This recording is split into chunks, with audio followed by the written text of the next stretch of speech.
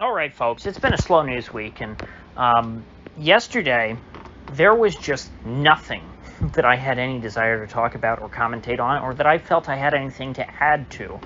And in the past, I've missed uploads on this channel because I've been busy or I've been out of town or something. But fundamentally, if a day comes in which I have nothing to say, I have nothing to add beyond what other people are saying, guess what? I'm not going to say anything. So, today is a new day, however, and we've just received word that Elon Musk, the purveyor of X.com, is going to be meeting with the big Jew himself, Bibi Netanyahu, the premier Israeli.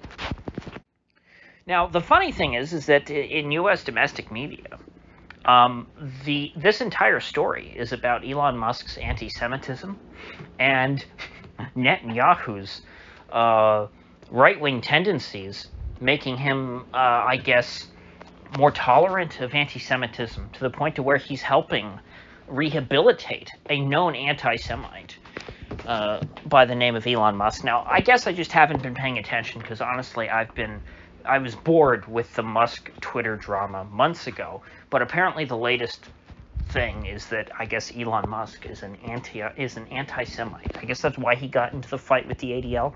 I saw that he got into a fight with the ADL. I did not care enough, because the ADL is so irrelevant to me, to look into the story at all, but I guess that's the story. Anyway, though, I don't want to spend much time on this. I just thought it's funny that this is what the story has become, because for once, I think that what the official narrative is coming from Musk and Netanyahu's office is actually closer to the truth, and it's something that's much more troubling than whatever the media thinks they've uncovered here. Rather than trying to rehabilitate Musk and whitewash his anti-Semitic past, Netanyahu's office and Musk are putting out that this is a meeting about the future of artificial intelligence, and that Netanyahu, as a foreign leader, wants to consult with Musk as not only as the richest man in the world, or one of them. I guess, isn't Bezos the richest man in the world? Or I forget. I don't keep up with these, once you get into the hundreds of billions or whatever, I could care less. But anyway, Musk, one of the richest guys on the planet, and he's very passionate about AI. The Prime Minister of Israel just says, hey, I want to consult him about this.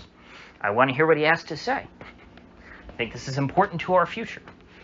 To me, this is a much more troubling truth than if it were about, silly tweets, mean tweets. Because Israel has been on the cutting edge of AI since, frankly, before Elon Musk was ever involved in much of the day-to-day politics of the United States. Israel has a lot of de facto state entities that are much like what the U.S. does with having CIA-controlled private companies. Israel has something similar with, I believe it's called Unit 8200, which is military intelligence. I don't know if that's I don't know how the relationship works between that and Mossad, because Israel, like the U.S., has multiple agencies and things, and it can get a little confusing. But I believe it's Unit 8200 that basically runs the Israeli tech sector. And one of the projects to come out of Israel, which is kind of a joint venture between Israel and the United States, the CIA, is called Palantir International, I believe, based in now New York City, or at least it was a few years ago last time I looked into it. And on the board, they had former Israeli prime ministers and leaders of Mossad, like, oh gosh, what was the guy's name? It was actually one of the guys who was friends with Epstein. Gosh, I can't remember now. It's been so long. But they very clearly Israeli and U.S. CIA aligned corporation that is dealing with, pre-crime and AI, trying to have, predictive algorithms to determine who's going to be a criminal so that you can go after them first. Minority Report style stuff. and who knows what else. And so, on the AI front, I don't see Bibi Netanyahu as someone who is anywhere close to being a hero. Definitely think he's on the dark side of the AI question. I think that he is interested in trying to develop AI systems to better further his regime's foreign policy, which would largely consist of micromanaging the thoughts and beliefs of people not only in Israel, but outside of Israel, particularly in the United States. And honestly, the AI is so early on in its implementation, I can't even fathom. I mean, sure, we could try and predict. The way that AI is going to ultimately be implemented is going to be probably so much more dystopian than anything we could imagine at this point. And so, given all that, Elon Musk should be going into this with a very skeptical attitude. And obviously, I can't read Elon Musk's mind, but if I were a fly on the wall, I would want to see Musk, perhaps not overtly, but at least the subtext should be that that he is approaching Netanyahu as a likely enemy. So you don't want to go out and antagonize someone for no reason. It's a difficult balance, but Musk, in his mind, should see the Prime Minister of Israel, as he would any U.S. president, as not a friend on this topic. This is someone who is trying to do the sorts of things that Elon Musk is warning against. And so the question to me is that, does Elon Musk really believe in these warnings that he's issued? Musk has been very much on the forefront of warning about the dangers of artificial intelligence. And so, as someone who is engrossed in this world and surrounded by these people, the people who are working towards developing these potentially apocalyptic algorithms, how does he act when he's given the opportunity to directly confront them? These are things that we maybe will know decades from now, but we won't know for now. I honestly, the question of whether or not Musk is a hero or a villain is something that I think will take many more years to ascertain. But a strong indicator that he is on the wrong side of history, or at least perhaps the correct side of how history will be written, but on the wrong side from a moral perspective, is if this meeting leads to any sort of partnership between Musk and, let's say, Unit 8200, or just maybe Israel in general, on the matter of AI.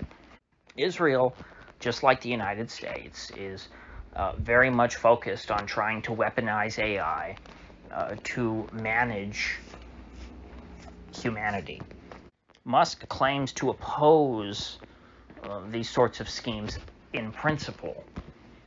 And so in the future, if Musk continues to gain popularity and street cred as an AI safety advocate, his endorsement of certain AI programs in the future might serve as a way of tamping down on skepticism. Musk, if he gains a lot of credibility in this space with the average citizen, could disarm people or diffuse their skepticism towards something that otherwise looks like an apocalyptic AI program that will be used to destroy their civil liberties. Also, there was a congressional hearing held earlier this week on to do with AI. I believe it was this week, and you had all of the,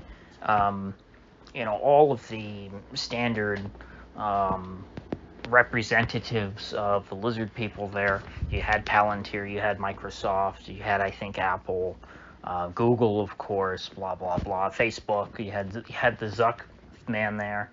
And then they had Musk there at the hearing. And Musk's attitude towards all this, that like, oh, well, you know, what needs to happen is the government needs to regulate this. And it's like, well, I understand his, I kind of understand, like, conceptually, okay, you know, AI, if unrestricted, could destroy us all, so we need to restrict AI. It's like, well, what's going to happen is that AI won't be restricted. It will just, well, it will be restricted perhaps for everyone who is not a part of the regime, but it is all regime and regime adjacent entities who are really in the AI space right now anyway. And so AI, so-called AI regulation, which Musk advocates for, will be used to create a false sense of security that, oh, well, the AI can't, you know, destroy us because the government is protecting us from AI, you know. The people who run our government can't even log on to their own email. They're not protecting you from artificial intelligence. They're going to fund the weaponization of artificial intelligence, and then they're going to turn it on you. So with that said, I will see you folks back here tomorrow.